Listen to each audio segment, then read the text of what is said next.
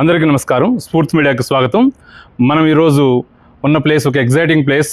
వెనక్కి కనిపిస్తుంది కదా, ఇది భువనగిరి కొండ. ఇక్కడ మనం ఈరోజు అనివితారెడ్డి గారిని కలుస్తున్నాము. ఈమె భువనగిరి మండలం ఎర్రంబల్లి గ్రామంలో వ్యవసాయ కుటుంబంలో పుట్టింది.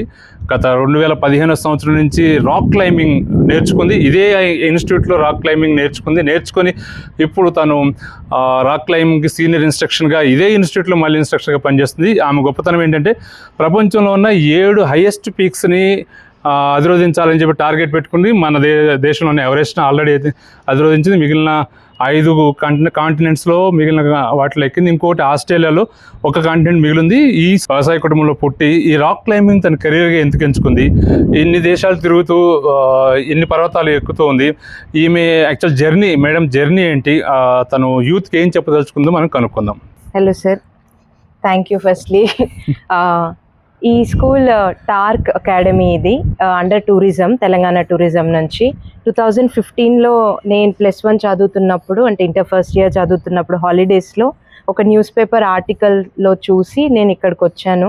ఇంట్లో చాలా ఫైట్ చేసి నేను ఇక్కడికి వచ్చాను. అండ్ మా డాడీనే స్వయంగా ఇక్కడ నన్ను తీసుకొని వచ్చి కొన్ని టెస్ట్లు ఇదే ఫోర్ట్ మీద పెట్టి, నువ్వు అంత ఫిట్ ఉంటేనే నేను జాయిన్ చేస్తాను, బికాజ్ మనీ నేను అంత స్పెండ్ చేయలేను అని. అలా జర్నీ నాకు స్టార్ట్ అయింది. అదే 2015 మేలో నేను HMI వెస్ట్ బెంగాల్ అది వెళ్ళాను. ఆ ఇయర్లో ఫస్ట్ టైం నేను ఒక మౌంటైన్ ఎక్కడం, 28 డేస్ జర్నీ అది. అక్కడ ఫుల్గా it's all army people involve అయి ఉన్నారు. నేను వెళ్ళిన టైంలో నేను యంగెస్ట్, నాకు లాంగ్వేజ్ కూడా రాదు. బట్ ఐ ఫెల్ట్ అదొక నాకు ఆపర్చునిటీ. ఇవాళ నాకు అనిపిస్తుంది ఆ రోజు నాకు లాంగ్వేజ్ రాకపోవడమేనేమో నాకు మోర్ ఇంట్రెస్టింగ్గా నేను ఆ థింగ్స్ని నేర్చుకోగలిగానని నాకు అనిపించింది. అండ్ అలా స్టార్ట్ అయిన నా జర్నీ. అప్పుడు నేను డిసైడ్ అయ్యాను, నేను ఇదే ఫీల్డ్ ఎంచుకుంటాను, నా ఎఫర్ట్స్ నేను పెట్టి అని చెప్పేసి.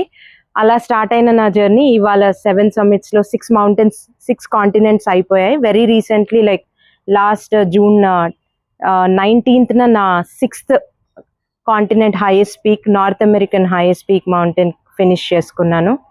అండ్ ఇప్పటి వరకు కపుల్ ఆఫ్ ఇండియన్ మౌంటైన్స్ కూడా క్లైమ్ చేశాను.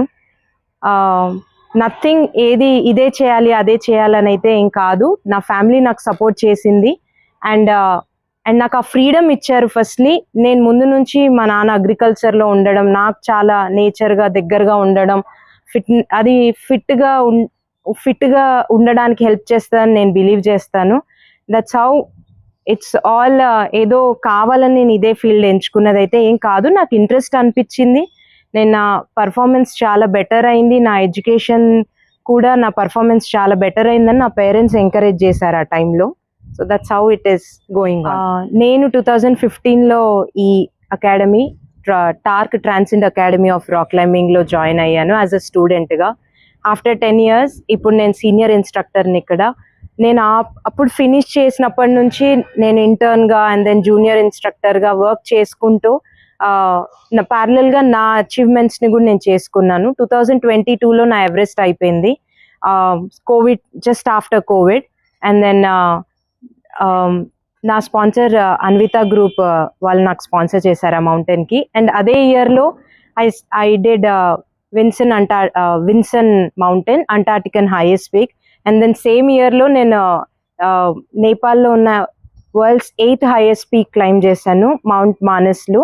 I'm the first Indian to do that, to the true summit.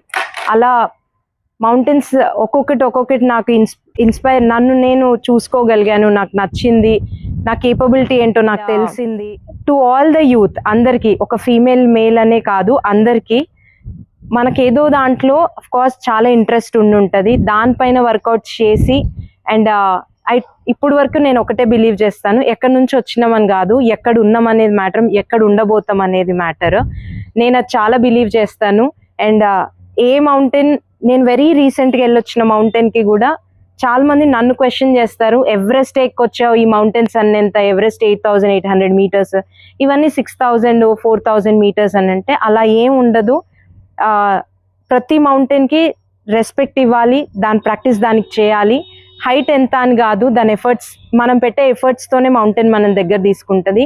లైఫ్లో ఎలాంటి సిచ్యువేషన్ అయినా కొందరికి అది పెద్దది, కొందరికి అది చిన్నది, కానీ మనకు మాత్రం అదొక ఆపర్చునిటీ అని నేను ఫీల్ అవుతాను. ఎనీథింగ్ ఇట్ ఈస్, లైఫ్లో ఏది వచ్చినా అదొక ఆపర్చునిటీ, మనం తెలుసుకోవడం కోసం.